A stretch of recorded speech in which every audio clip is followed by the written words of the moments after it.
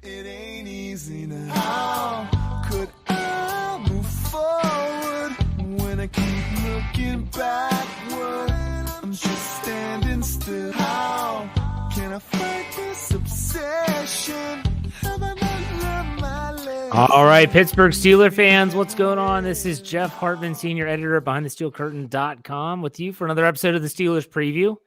You know, the triumphant trio is back again. Myself, Dave Schofield, Brian Davis. Brian, welcome back to the program.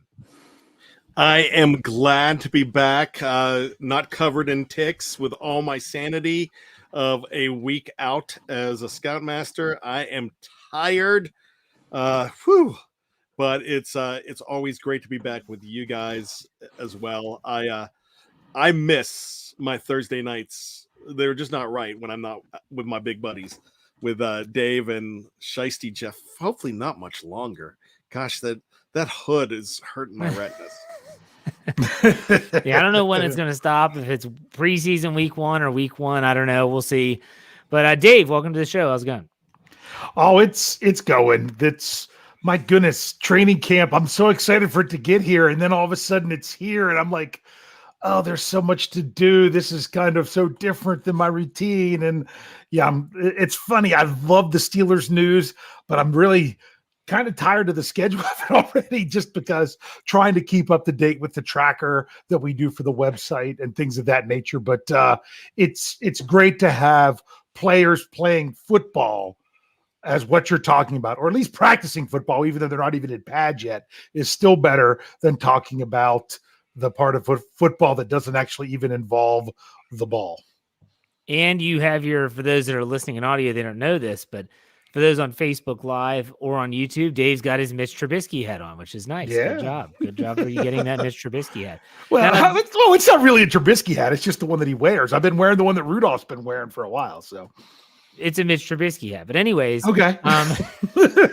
Your brother, Big Bro, was at training camp today. Yes, he was. Yes, he was. Do we have any early reports? I know we're on Friday morning. We're going to have an article, a knee-jerk reaction article from him as it pertains to training camp. But what did you hear? Anything? That whenever the rain comes and they have the tarp out over the field, that when they decide to then practice on the turf, that it's really difficult to see what's going on as much. But he was still able to catch some stuff. He said 7 shots is the best thing. You don't want to miss that at training camp if you go, to make sure you're paying attention during that time. But I don't know, because of there was storms possibly coming through.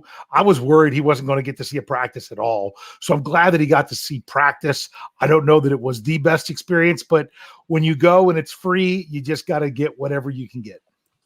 Did he say anything? Any players that stood out or anything like that?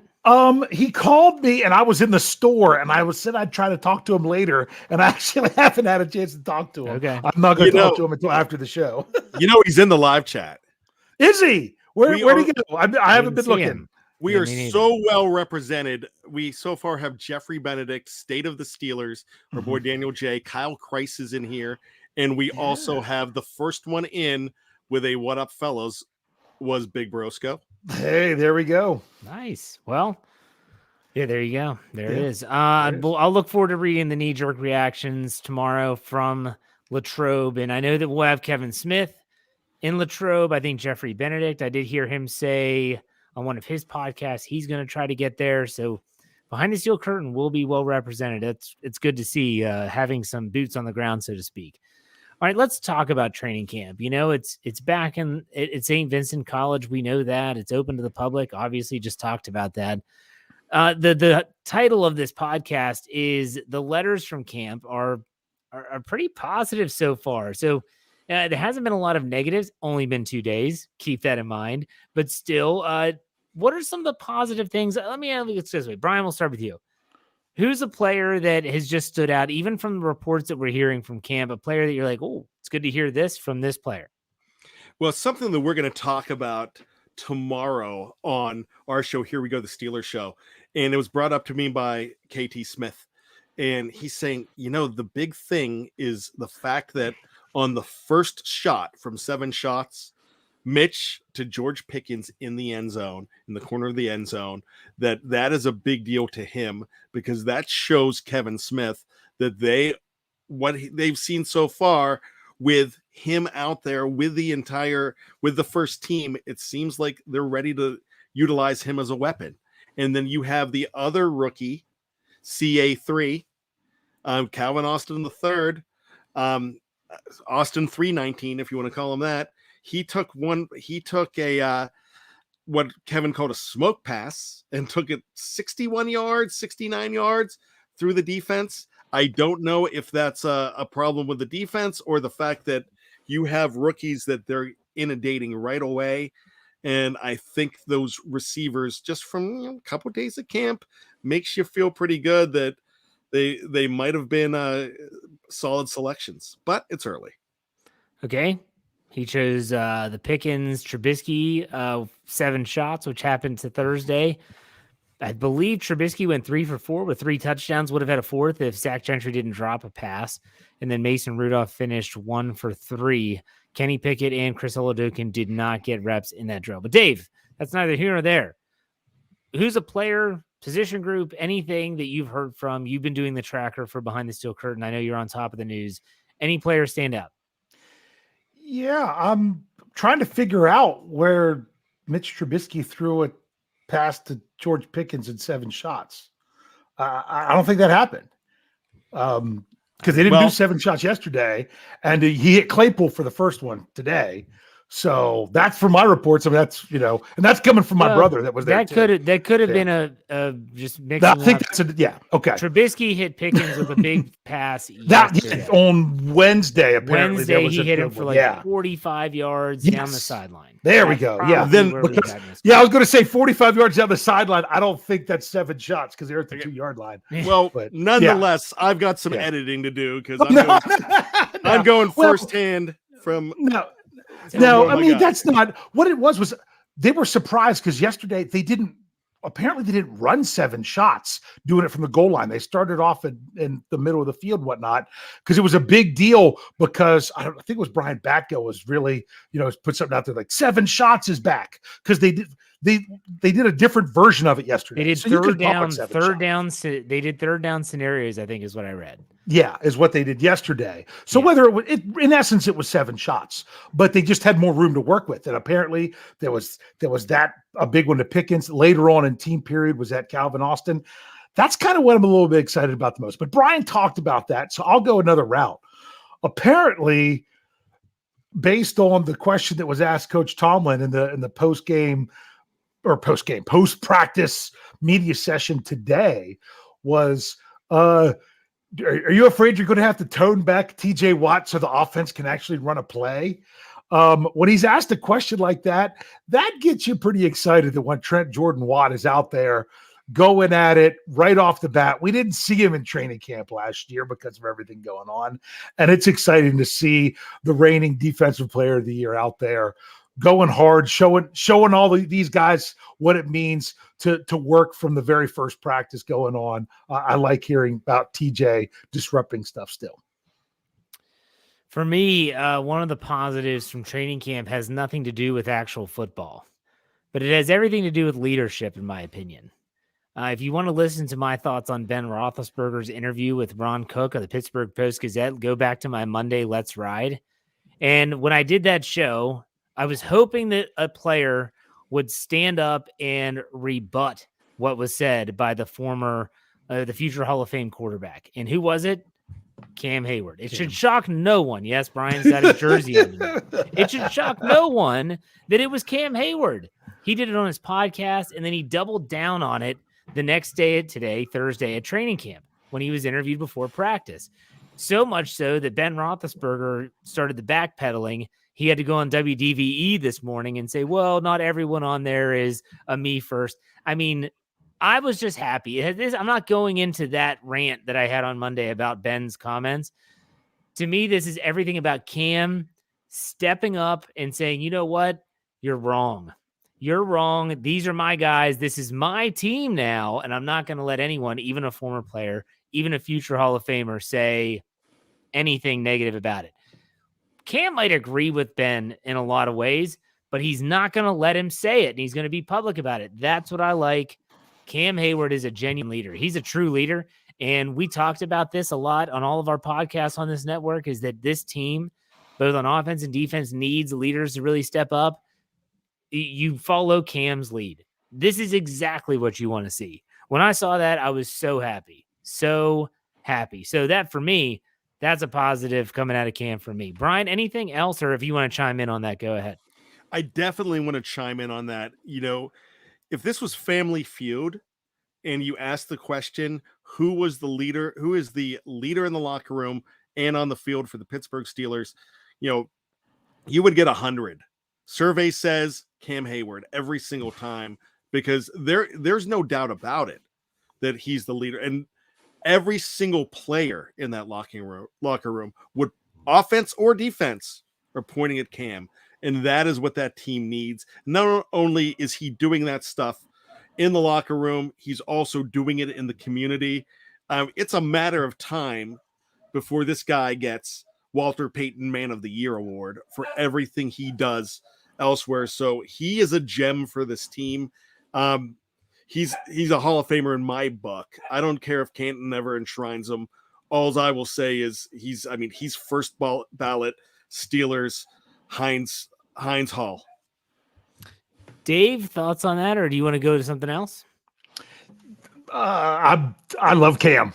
I love Cam. That's the best way to say it. I don't really want to get into all the other things. Cam said he can speak for this team. He can speak for this team even more than Coach Tomlin can speak for this team, because it's different coming from your captain than it is your coach. So I love hearing Cam handle those kind of things and handle them so properly. Cam having his own podcast, do you worry about what he's going to say on it? No. When the former offensive captain had his own radio show every week, did you worry what he was going to say on it? Yes, it was every week. You worried about it. So that's just the difference with Cam.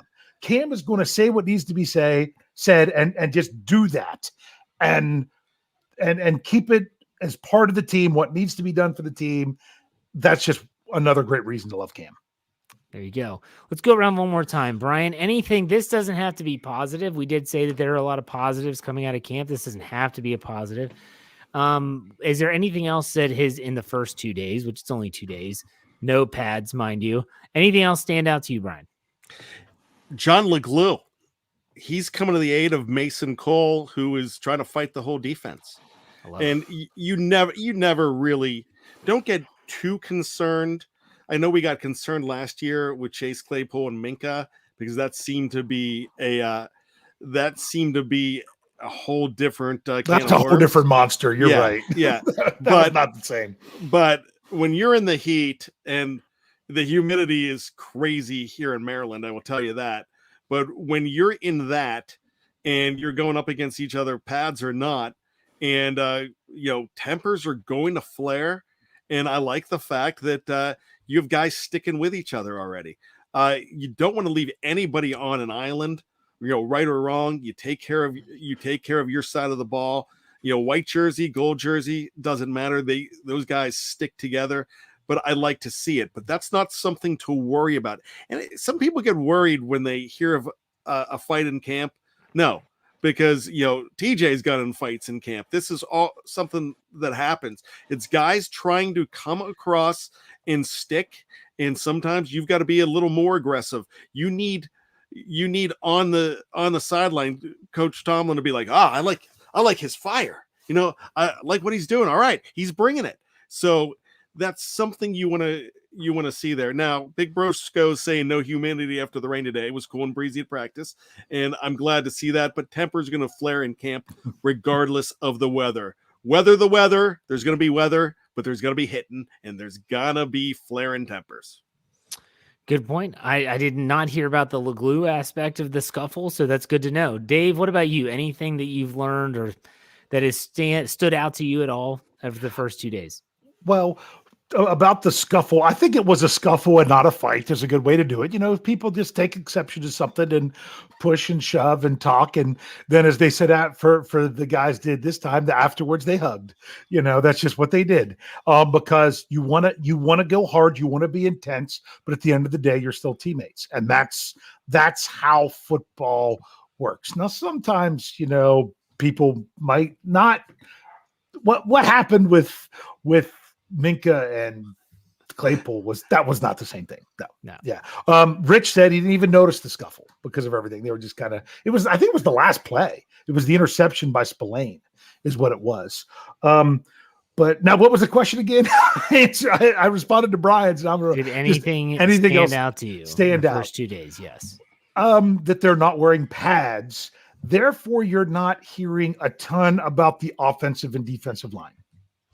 And even the edge rushers, because they're not wearing pads. You've got to put the pads on for those guys to really be able to do and show their thing. So right now, you're just kind of in maintaining mode, because I really want to see what happens when those guys actually get to go at each other full steam, because the last thing you want to do is get someone injured when you're not in full pads, when those guys are working and doing their stuff. You said the offensive line. Something that stood out to me was a quote from one of the offensive linemen today, and that was one Kendrick Green. It seems that at least the Steelers are going to give him every opportunity to compete at guard. And he spoke openly about how he loves playing guard. I mean, that's the position he played in college. He loves playing guard. He feels more comfortable at guard. But then he went on to say that he didn't even like playing center. And I'm thinking to myself, what? Why would you say that? Yeah. I mean, that was your meal ticket last year to being a starter as a rookie, was playing center. And while I don't think that it's him neglecting the position or not seeing it as an opportunity to make the roster or potentially be a starter, when a guy says that, shoot, that camp battle is over. It's over before it even started. Mason Cole's your center. When a guy comes out and says, I didn't even like playing the position, why in the heck would I put him in the position? And so for me, when I saw that, hey, if he's the guard and Kevin Dotson gets booted to the bench, okay, you have a capable backup. May the best man win. Like, that's great. I don't care about that. But at the same time, really I was kind of disheartened, I guess is a good way to put it, when I saw Kendrick Green say that about playing center. I don't know. It just lacked that fire of I'm going to take any job I can. So take it for what it's worth. Brian, anything? No, I agree with you wholeheartedly. Dave? Yeah, I've been one of those people. I know KT was another one of those guys that we said earlier on, everyone that was so ready to move Kendrick Green to guard. I don't know if it was KT or Jeffrey or one of those. I'm like, hold on a second. I don't think he fits the guard position like he does what the Steelers want out of a center. I just don't know that that's really his fit. I'm really worried now with his fit for this team altogether, because he wants to be a guard. He has the attributes of what the Steelers look for in a center, but if he's not capable of doing it, then I think that's ultimately where you had the problem last year. So I don't know what to say about that. The other thing is remember, Mason Cole might not be the only guy that can play center, because if they find that he's struggling, which doesn't sound like that's the case, then your other option is also James Daniels. But I don't know that that's the best thing for him.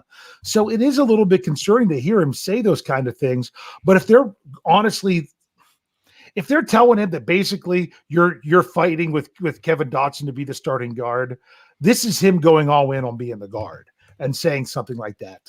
So I don't want to take away from him too much with that, but that is kind of disheartening, because to me, I'd want to keep my possibilities open just to play and be, hey, I'll go out there, whatever this team wants me to do, I'll go out there.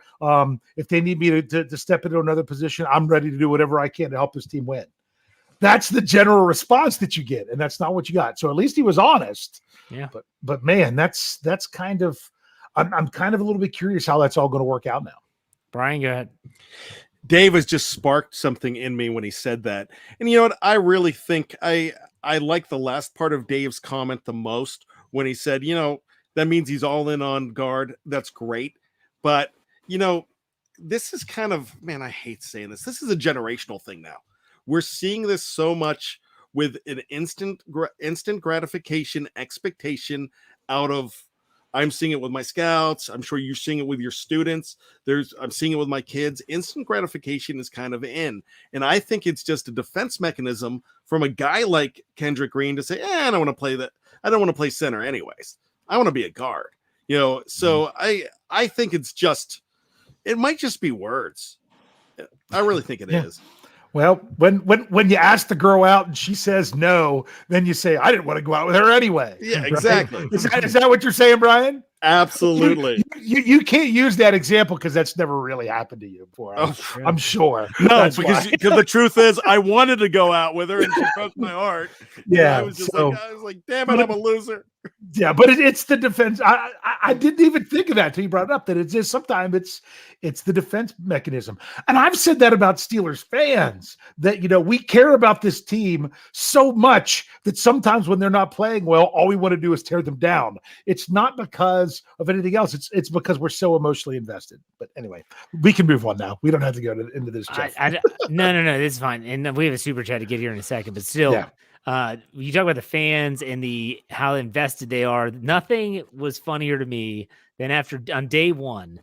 So the very first team drills they're doing, Mitch Trubisky drops back 2 incompletions in a row. And what are fans yelling?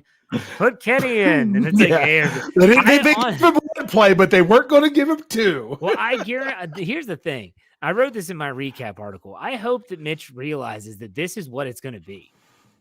This is what it's going to be. Fans are going to say, put Kenny in every time or anytime he struggles, because they're always going to think that he is the next guy.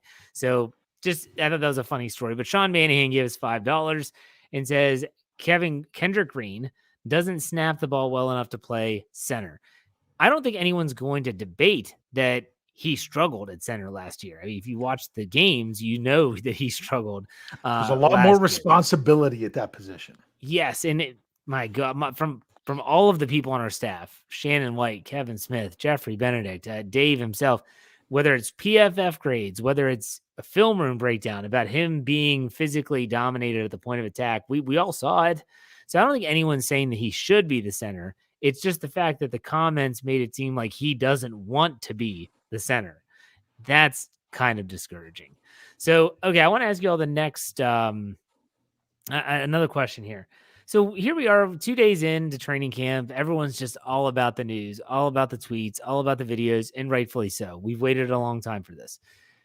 We talked about this before, minicamp, rookie minicamp, OTAs phase 3, whatever you want to call it. We said, take these things, take these reports with a grain of salt. I want to ask you, though, training camp's a different beast, but how do you take these reports? With a grain of salt? Do you take them as gospel? I guess those are 2 ends of the spectrum. Brian, we'll start with you. Yeah, I really do. I'm going to tease my show again tomorrow with Kevin Smith. And when you're looking at the quarterback situation, one thing we're hearing right now is Mason Rudolph looks great in camp. For 2 days, Mason Rudolph looks good.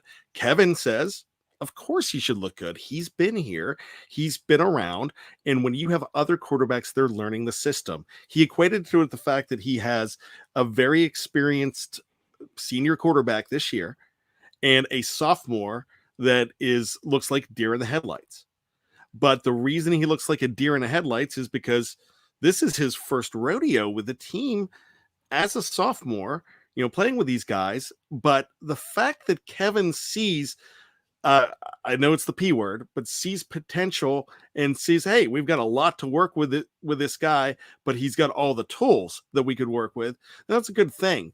And that's what I'm noticing with Kenny Pickett. I even saw on the live chat here, you just mentioned it with Mitch Trubisky with 2 throws, but in the live chat, somebody said, well, the interception he threw could be wet gloves because it was raining. That's a possibility all around too. But it's a long training camp, and these guys don't go 100% in a game. We've never seen a quarterback go 19 for 19. They might have gone 3 for 3, but you have to have the regular averages. And with the regular amount of throws, and there's got to be, just like in baseball with batting average, you've got to have enough at bats to qualify. And that's the same thing. No one goes 100% with throws. There's reasons. So everything's with a grain of salt. I'll get excited about, even though I was erroneous on when George Pickens did it, but just the fact that George Pickens did it, and just the fact that Calvin Austin III did it, and the things that you're seeing, I'm going to get excited about that more than I'm going to get discouraged if there's something out there that we don't like. I mean, gosh, last year, who were they on? Right, they were on Kevin Dotson right away because of rumors that were coming out in the offseason. Rumors about his conditioning, and right away they were looking at him. Right away they were looking at Devin Bush on the very first few plays. I just talked about instant gratification. Everybody wants instant gratification. You're not going to get it in the NFL with new players. You're not going to get it with guys coming in from other teams, and you're not going to get it with guys coming off of injuries. So forget about instant gratification. This is not a sprint. This is a definite marathon. And, stay to the very end. Something to piggyback on real quick before I send it over to Dave is I love how with fans, it's always like they always look at the next thing. It's never just right now. So, for instance, this mini camp, wait till training camp. Training camp gets here. They're not in pads. So they finally put pads on. Wait till the first preseason game. Then it's meaningless games. Wait till week 1. It's always just the next thing. Why can't we just take this at face value? No, they're not in pads, but at the same time, we can glean things from it. But Dave, how do you handle these reports in terms of the magnitude of them, or are they kind of obsolete? Yeah, but you hit the nail on the head with what you were saying right there, Jeff. It's always about the next thing, but we're kind of getting conditioned by this. If you think about it, even the Steelers themselves and the Steelers media, the media part of the Steelers that's by the Steelers, that's what they push year after year after year. Oh, it's just football in shorts. Oh, it's just football in shorts. Oh, well, this is camp, this is practice. We're getting out of we'll see when you're lining up from someone, wearing a different color helmet. They kind of set us up that way themselves. So that's almost what the Steelers are doing. But you're right. You can't get to week 1 without the preseason, and you can't get to the preseason without the pads going on, and you can't get to the pads going on without them reporting to training camp for almost a week first, because that's what's been negotiated in the collective bargaining agreement. And you can't get there before you have minicamp. It's just the progression. It is the way that it goes. So I think you're spot on with that, Jeff, that we do need, it's all about context. Context is everything, even within a play in the postseason. You still need the context. Oh my, look at this. Just for an example, we laugh about some of the narratives that continually happen in the comment section of our articles. And there's one commenter that constantly wants to talk about how wins is not a real statistic for quarterbacks, because it's not all on the quarterback. We're like, well, neither are interceptions. Look at the context of an interception. Look at, when Mason Rudolph came into the game against Seattle in 2019, and he threw an interception. He hit the receiver in the hands, and Dante Moncrief showed us why he wasn't working, and it went right through and into the arms of another player. So sometimes it's the context. So you've got to look at the context of training camp and not just look forward to the next thing, but just remember the context that it's in when you see it. I'm going to say this. Now, anyone that's listened to my podcast, whether it's the preview, Let's Ride, doesn't matter, for any duration of time, knows that I coached varsity high school lacrosse in the state of Maryland for, 13 years. If I would have had people watching every single practice that I held leading up to the season, man, they would have seen some really bad practices. Anyone that has coached any sport, and I'll even say at any level, you coach Little League baseball and you're getting ready for the season. You're out there with the little kids and it feels like you're herding cats. And there are days where you're just like, oh my gosh, this just nothing is working. these are the practices. You just call it early and say, let's get out of here because it's just a waste of time. We have to remember that these are their practices. Yes, it's training camp. And yes, there's a lot of importance to that for the fans, but fans are there watching everything and you're going to see the good and the bad. It is a practice. So we want to put all this emphasis on interceptions and stuff like that. But come on, people, like it is their practice. You coach anything, you're going to have really bad days and it's bound to happen. And I don't think we should obviously overemphasize anything about practice. George Pickens contorts his body, makes a fantastic catch. That's awesome. But you got to do it. You got to obviously continue that trend, not just one splash play. So keep it in perspective. Dave, what do you want to say? Something Coach Tomlin said today. Oh boy. You're practicing against yourself. Every win by the offense is a loss by your defense and vice versa. So really, if you're like, oh no, the quarterbacks are throwing interceptions, or are you saying, fantastic, the defense is getting interceptions. So either way you look at it, that's how it goes right now. Well, and I remember as a coach, there would be times like, man, the offense is just burying it. It's just like, we've scored so many goals today in practice or in in-game scrimmages, in practice scrimmages, offense versus defense, whatever. And then you sit there and think, oh my gosh, is this because our offense is this good or is our defense this bad? So it does cross your mind that way for sure. All right. I want to ask you. Honestly, I will tell you, it was one of my first years coaching high school football, and we were really struggling on offense in a scrimmage period. There was a guy they just couldn't block, and it was his first. He hadn't played football in a couple of years because of academic issues and things like that. And finally, when the head coach turned to the line coach and said, "Pay attention to this of what we're getting from him out there now, just out there on the scout defense." Come to find out that it was that the defense was so good, the offense was struggling. And when we finally got to play against someone else, it really showed that that's what's going on. So this is iron sharpening iron. Very good. Very good, Coach Tomlin. All right. I want to ask you one more question before we get to trivia and all that good stuff. And that is just, you might have talked about this already on a separate podcast, but I have not heard those takes yet. And that is, what are your thoughts on the addition of Jeremy McNichols, which is, we knew about Trey Edmonds potentially getting released the day before they reported. Tuesday was when he was signed. Is this a shot across the bow at a player on the depth chart? Brian, we'll start with you. What are your thoughts? All right. This is an A+ signing, and this remains an A+ signing if Jeremy McNichols sucks. The reason I'm going to go ahead and say that. Could you elaborate? It's what needed to be done. A guy needed to be brought in. They brought who they thought was the right guy in. It's very interesting that they're bringing in a guy that backed up a guy that's very similar to Najee Harris in a way. It went to Alabama, wore number 22. Najee's not quite as big, but he's on his way of being a very big burly guy like Derrick Henry. But he's also a third down back, and we do talk about this on Here We Go.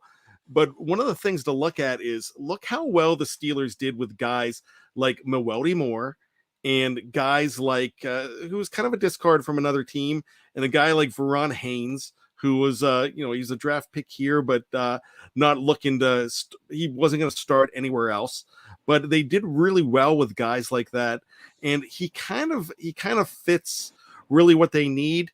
If we have to knock on wood, which I'll just do, if we have to knock on wood and a situation happens if this guy's starting, I have faith in him because I saw him start instead of Derrick Henry in the past. So I kind of like what he brings. He's a journeyman in all ways you could describe a journeyman. He really is. He's been with a lot of teams and not a lot of time, but I think he fits what they're doing here. And the fact that the effort was made to bring a guy in and not ignore it, that's why it's an A+ signing. Just like Stefan Wisniewski I thought it was a fantastic signing at the time, Hindsight, it didn't work. He got hurt, and then his career was winding down. But it was a good signing at the time. It didn't work. I just like what they're doing with this. I like the aggressiveness. And yes, it's a shot at Benny Snell Jr. It's a shot about, hey, earn this job. If you're who you say you are, then earn it. But you're going to get some competition. It's not going to be handed to you. Dave, thoughts on McNichols and potential depth players that should be on alert? Well, first of all, I have to say that I like Brian's reference of Ron Haynes, who I do believe is the answer to the trivia question, who was the last Steelers running back to get a second contract, that we asked that a long time ago. And who has been in my car. Yeah, there you go. Who are three people who have never been in my kitchen? Sorry. Brian knows what reference I'm saying there. So cheers. Yes.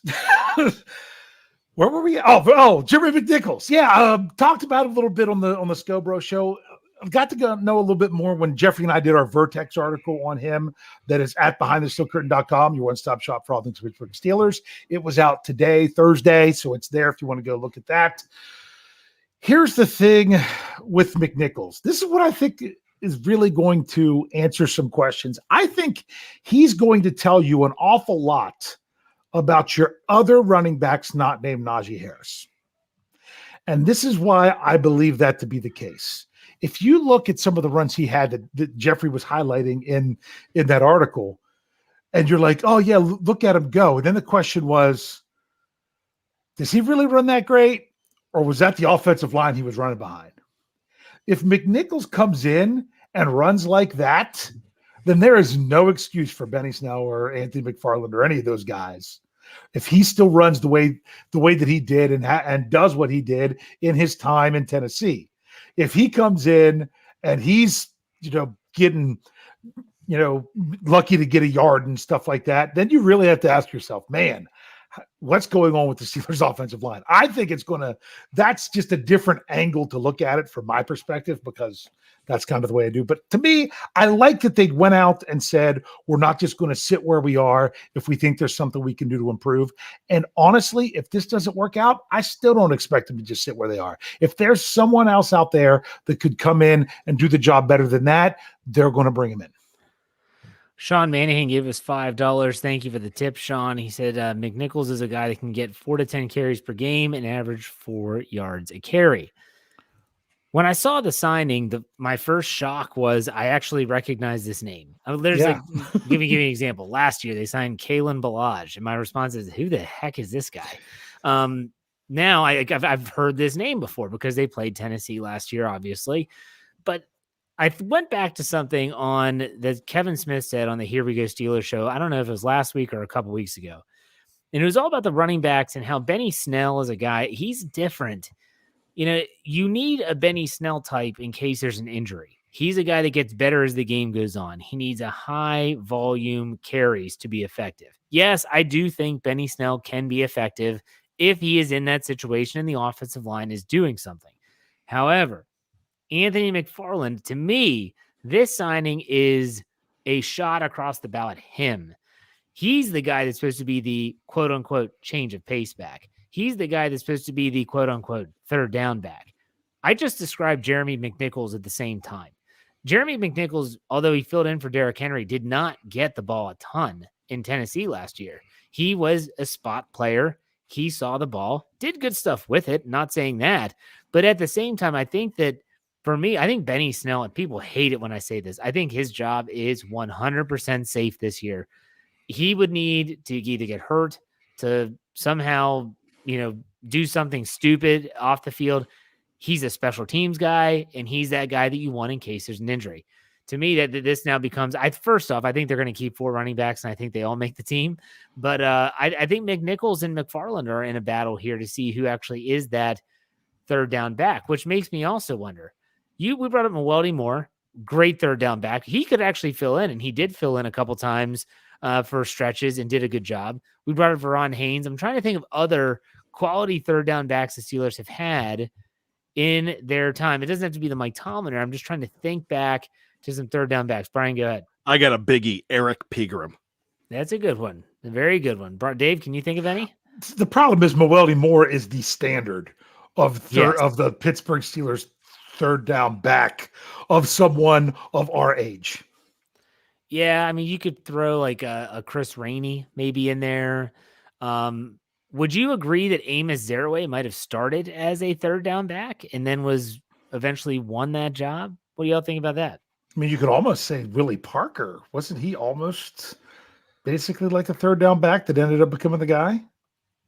Yeah, that Yeah, in a way. everybody got hurt. You know, I mean, Yeah. he started the season and everybody got hurt.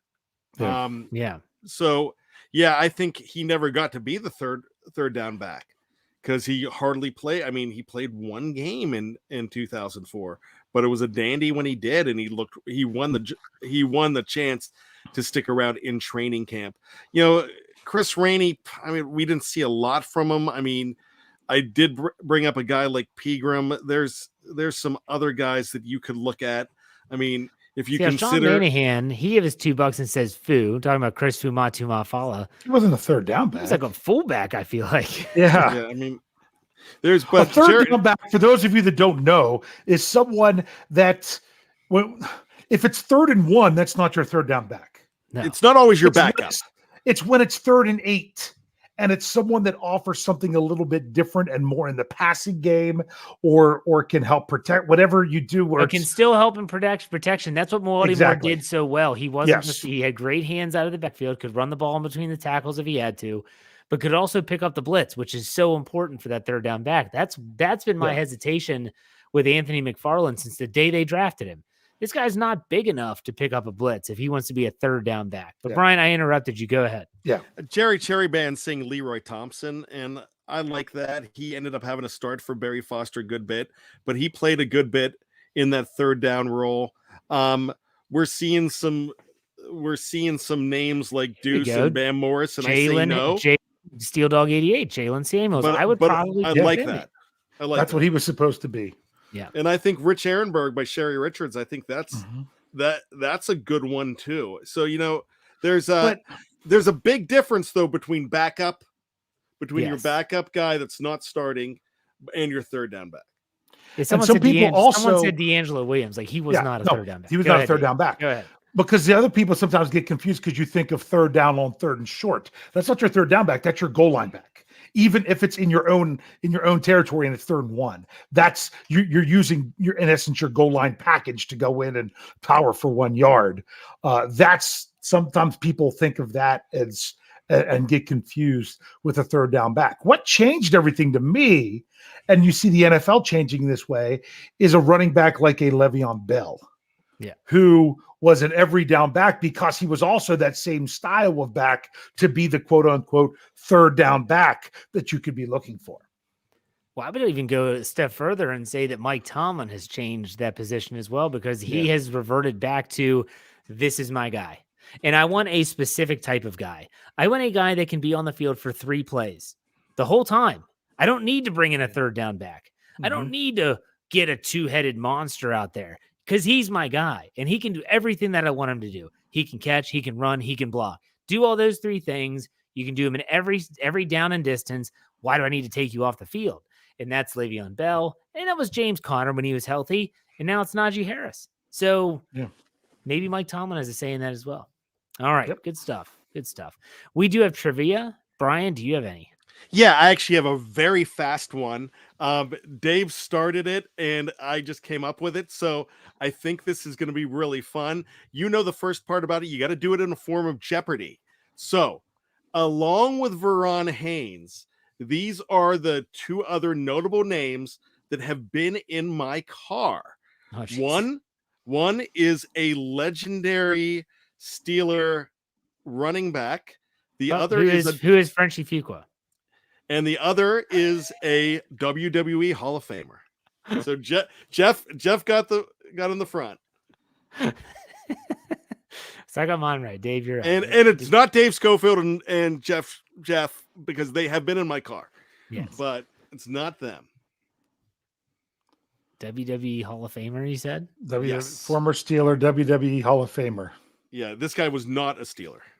Oh, was not a Steeler. Was he from Pittsburgh? No, he was not. Oh, okay. I Yeah. thought all right. Actually, he's from the enemy territory. He's from Baltimore. Oh, WWE. But you don't think of him as a Baltimore guy. You think of him as a foreigner. Mm. Who is the Iron Sheik? Close, very close. Tag team partner of the Iron Can't get Sheik. with Nikolai Volkov, can I? It is Nikolai Volkov.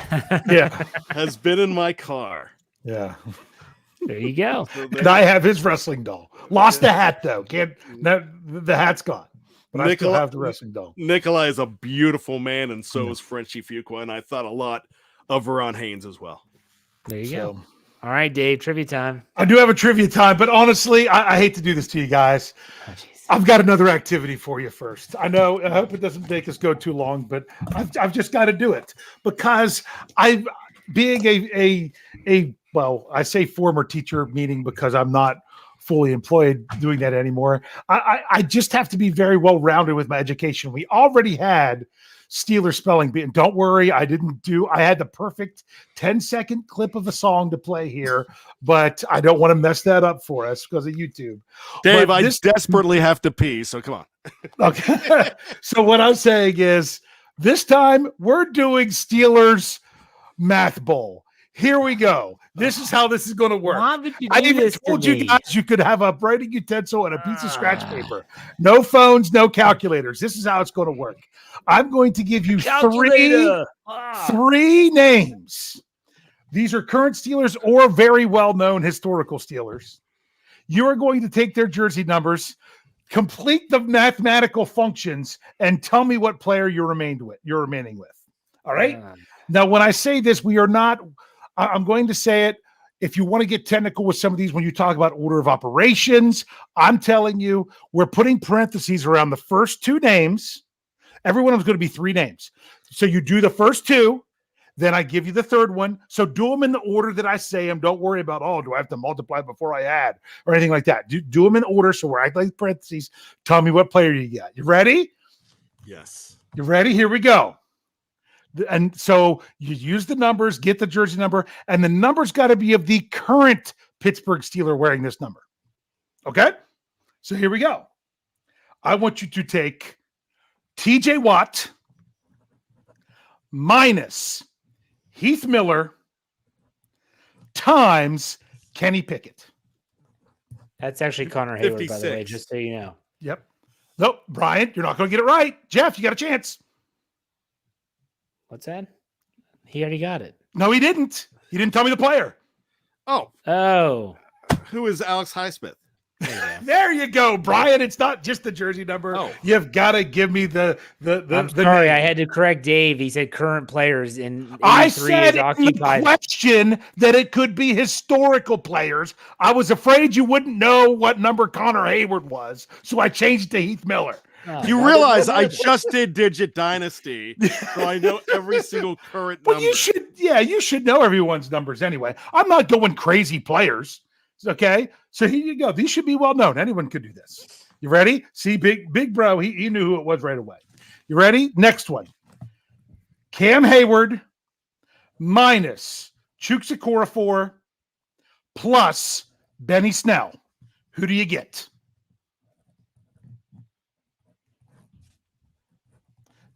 Do. Buddy Johnson. That is correct, Brian Anthony Davis. That would be Buddy Johnson. Is Jeff even trying? Not really. I hate math. I'm writing the numbers down, but I'm not really worried about the function. Here we go. Oh, it's not difficult. I'm not asking you to take a derivative or anything like that. Okay. Here you go. Najee Harris minus Deontay Johnson times Chase Claypool. Do you want it, Jeff? I've got it. But Derek Watt. Derek Watt. Very good. Very good. Very good. All right. See, now here we go. I'm going historical again, Jeff. Okay. They can be historical in the equation. They just can't be historical in the answer. You ready? Yeah. Ben Roethlisberger times Mitch Trubisky minus Derek Tuska. Oh, Tuska.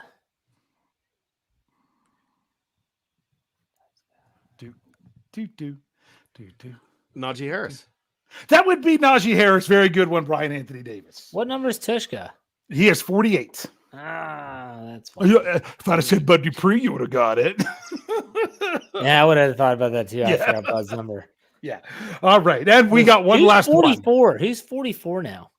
Derek White, you just said it. Oh my gosh. Yeah. I'm really tired. I'm really tired. Did you, Okay. Jeff, did you know that Buddy Johnson's now 45 instead of 51? I didn't even know he was 51 last year. Mhm. Yeah, he's 45. Yay. So, all right. Who's Last 51, one. Jeff? yeah. So for that one, that James- was 7 times 10 James minus Ferrier. 48. That was it. Yeah. James Miles Ferris, Jack. 51. Miles Wait a Jack. second. Miles Jack's 51? Yeah. I thought you just said, so Miles got 51 and Buddy Johnson has 45. 45. Yep. Here we go. This one, see how we can go. We're going into you're going to have to dip into the triple digits here Ooh. for a little bit. You're like, what?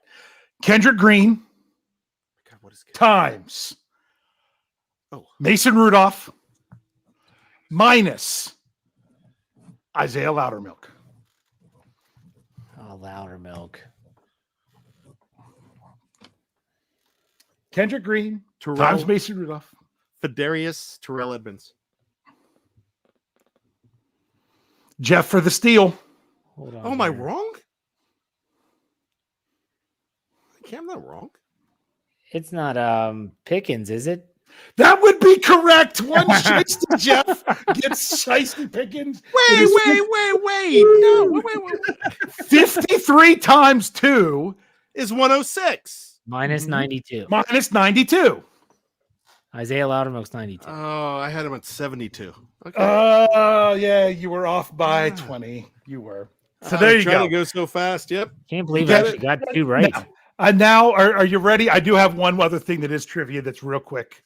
Do I need As pen the, and paper or we get? no. Okay. As the Steelers go into training camp, where a lot of people are looking at the rookies and the players drafted and things of that nature. I've often said I look at players taken in the first 4 rounds as locks to make the team. The 5th round is where it gets a little bit shaky, and beyond, there's nothing. There's no guarantees that they're even going to make the 53. But the Steelers they've had players in the first 4 rounds. Sometimes it's whether they make the team or not. They've actually had a number of them never appear in an NFL game. Since the merger, I'm not going back before that. What's the highest drafted player by the Pittsburgh Steelers to never appear in an NFL game?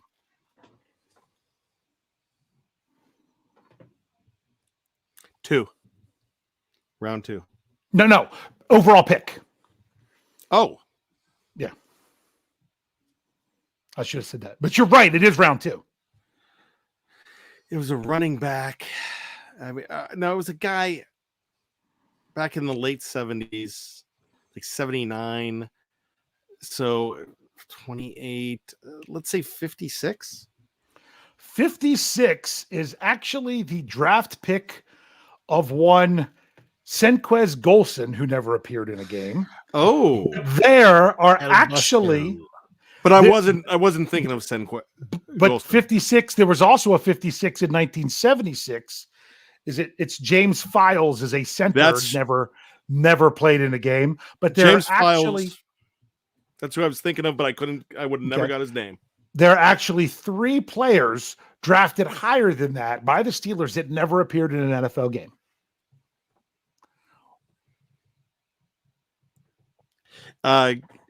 Claude saying Gabe Rivera, but he played in 6 played in games. several. Yeah.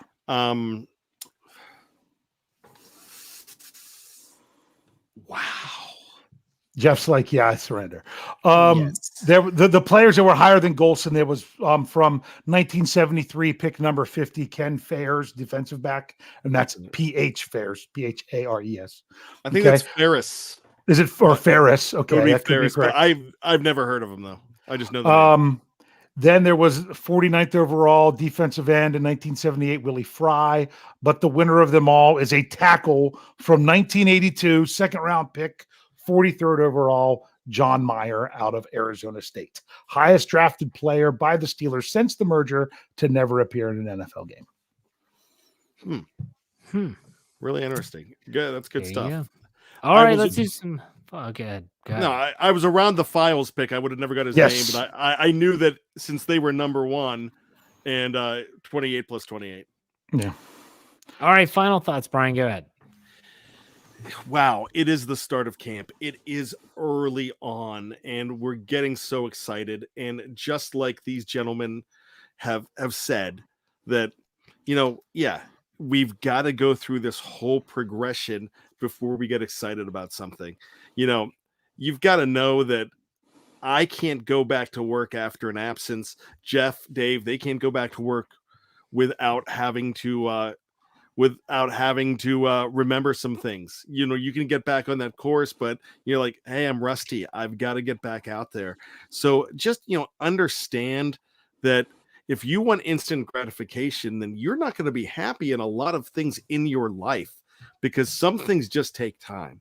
And this is what's going to take time. Just because Kenny Pickett might end up as the third quarterback does not mean that he was a bad pick. It is a marathon at that quarterback position for him. That's what they're looking for. That's what the Chiefs did with Mahomes.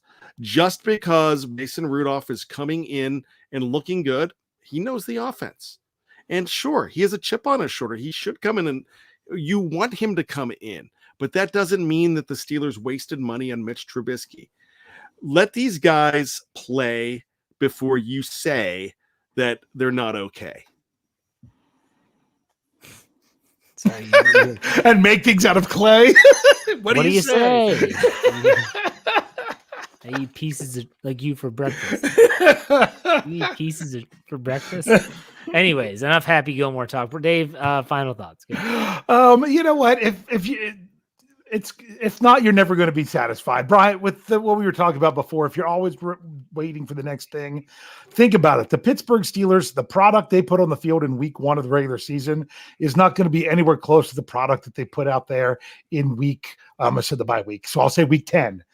Okay. It's supposed to be a process where they get better. And I've said it before, don't peak too soon. You need to be a team that is playing well at the right time at the end of the season. You've just got to play well enough to then put yourself in position to be in the postseason, play well at the end, and roll through there. So there's a long ways to get there. That's just how it is. Enjoy the ride. Enjoy seeing the players out there for the first time. Then enjoy seeing them in pads. And shockingly, because so many people even dismiss this, enjoy the preseason. Enjoy the process. Be happy that the Steelers team is coming together. I'm ecstatic for what this is coming. I just want to see more football. I want to sit down on my couch and turn on a Steelers game and wave my terrible towel, or sit in my seat at Acrisure Stadium. And I almost went the whole episode without bringing it up, Jeff. And just enjoy it. We're right there. Just, if you can't take joy out of what you're seeing with the Pittsburgh Steelers, then what are we here for? Enjoy the moments. There you go. I will not be on the show next week. I need a break. And enjoy your moments. You deserve one. Yeah, I'll be on. I will be on Let's Ride. You can still hear me Monday, Wednesday, Friday, but I will not be on the preview. I'll be at the beach. I'll be back the week after, where we actually preview a flipping game. This is exciting. Yeah. So, but anyways, make sure you check those guys out next week. Dave, why don't you send us out? Hey, see you next week. Why do I forgot the music. I'll cut this out later. Oh man, it is amateur hour. So let me just say this. Check this out. And I'm the editor of the podcast, so we'll get rid of this. You will know nothing about this. So Dave, take us out. Hey. When I know that it can never really